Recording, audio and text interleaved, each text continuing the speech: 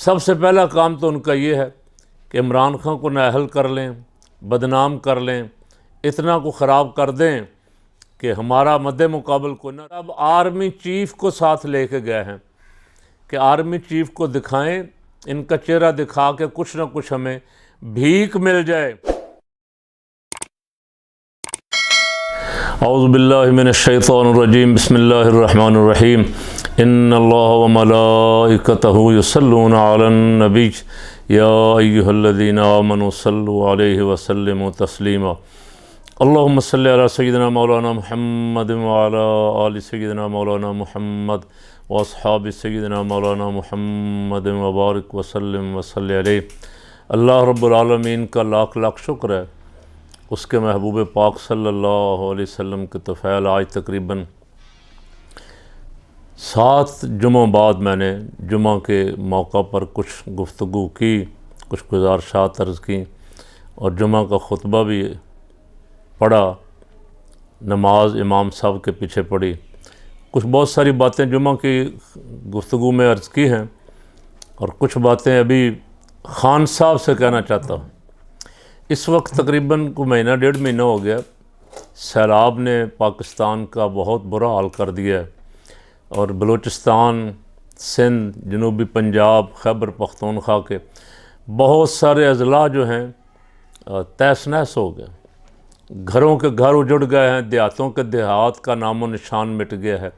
अब अभी तक पता नहीं कितनी लाशें पानी में बह गई हैं, कितनी मिट्टी में दब गई हैं, अल्लाह और बेहतर जानता है।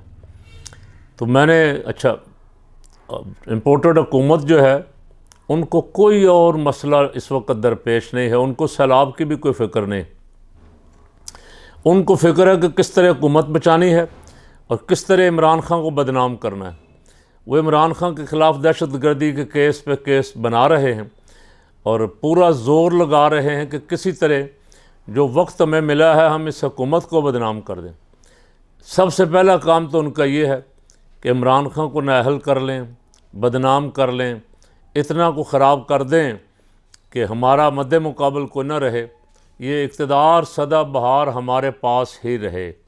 ज़रदारी साहब की भी ये ख्वाहिश है, शहबाज शरीफ की भी ये ख्वाहिश है। इधर मौलाना तो ज़ाहिर है बादशाह हैं, वह मौलाना तो हमेशा बादशाहों के साथ ही रहे, हर हुकूमत के साथ रहे। अच्छा, ये सारे इस काम लगे हुए, एक काम ये कर रहे हैं, दूसरा काम सरकारी दौरे कर रहे हैं। इनको पता है कि ज़्यादा से ज़्यादा वक्त भी मिला तो साल मिल जाएगा, नहीं तो पता नहीं कब ऐलान, किसी वक्त भी दबाव बढ़ गया या कोई इत्तेहादी नाराज़ हो गया तो हुकूमत जाएगी। इसलिए तो ऐशो इशरत भी कर लें, सरकारी दौरे कर रहे हैं मांगने के लिए। बज़ाहिर मियाँ शहबाज शरीफ साहब अपने साथ 44 अफराद की टीम लेके कतर गए हुए हैं और उन 44 आदमियों को भी मेरा ख़्याल है मियाँ साहब को ये यकीन था कि हम अगर अकेले गए तो शायद हमारे साथ कोई हाथ भी ना मिलाए।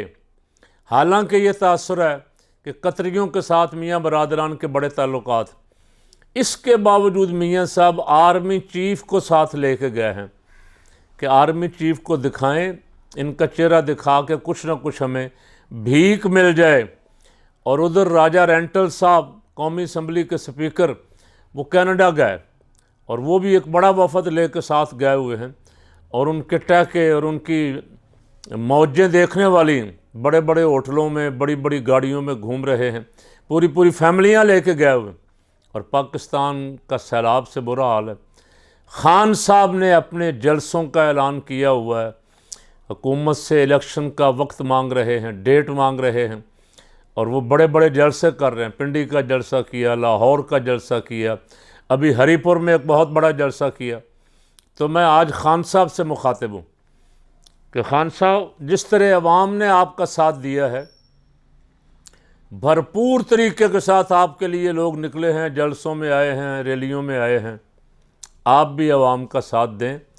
कुछ दिनों के लिए हो सके तो ये जलसे रोक दें और सैलाब ज़दा इलाक़ों में चले जाएं। इनको ये सही कहा किसी ने, मैंने सुना किसी ने कहा कि ये जो पैसे मांगते फिर रहे हैं, इनको पैसा भी कोई नहीं देगा।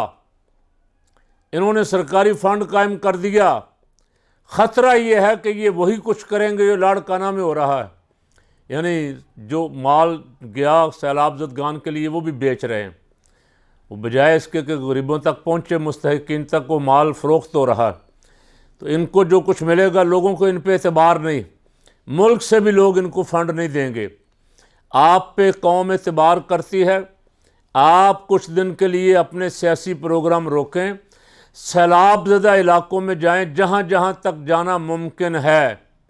पंजाब में और खैबर पख्तूनख्वा में तो 2 हुकूमतें आपके पास हैं, यहाँ भी जाएं, बलूचिस्तान में भी जाएं, हर ज़िले में जाएं और लोगों से अपील करें और एक सैलाब ज़दगान के लिए आप भी फ़ंड कायम करें और लोगों से भरपूर, जो अंदरूने मुल्क हैं और जो बैरून मुल्क हैं आपके मानने वाले, इस वक्त सबसे ज़्यादा सियासत की ज़रूरत नहीं, इस वक्त उन गरीबों की मदद की ज़रूरत।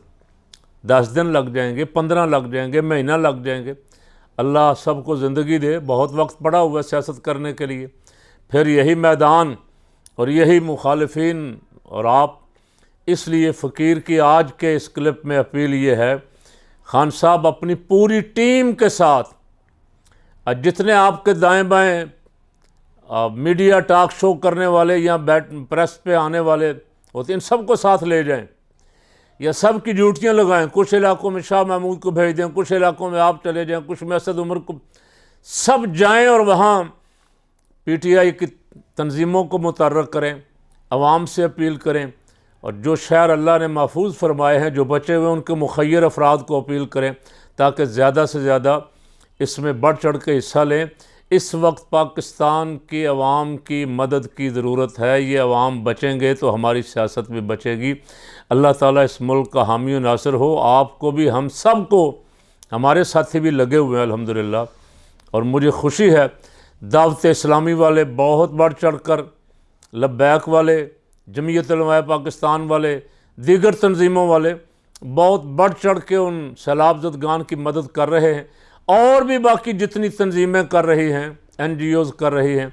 अल्लाह सबको जज़ाए खैर अता फ़रमाए और इस आफत को टाल दे और जो इस वक्त मुसीबत में हैं, मेरा मालिक उनके लिए आसानियाँ फरमा दे।